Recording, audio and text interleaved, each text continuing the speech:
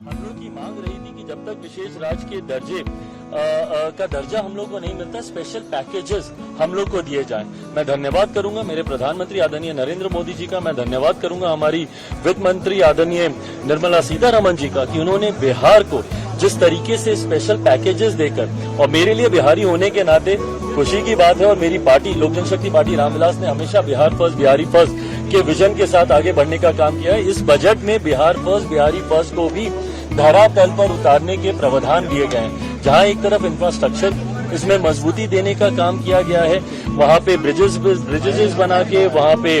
क्या कहते हैं मेडिकल कॉलेजेस की बात हो, वहां पे एयरपोर्ट्स की बात हो, तो जहां एक तरफ बिहार के इंफ्रास्ट्रक्चर को मजबूत किया गया है, वहीं वहां की अर्थव्यवस्था को मजबूत देने के लिए वहां पे अलग अलग राज्यों में गया हो, राजगीर हो, अलग अलग राज्यों में जिस तरीके से टूरिज्म को भी वहां पे बढ़ावा देने के लिए प्रावधान किए गए हैं, जिस तरीके से बाढ़ की एक बहुत बड़ी समस्या जिससे हम लोग हमेशा दशकों से हम लोग परेशान रहे हैं, उसके भी समाधान का जिक्र इस बजट में किया गया है। तो मैं मानता हूं बिहारियों के लिए ये बहुत खुशी की बात है और पूरी बिहार की जनता प्रधानमंत्री जी का धन्यवाद करेगी। बट ओवरऑल भी अगर इस बजट को देखा जाए तो पूरी तरीके से समावेशी बजट है। पिछले 10 सालों में भारत की अर्थव्यवस्था, एक मजबूत अर्थव्यवस्था का लाभ हमारे समाज के हर वर्ग को मिले,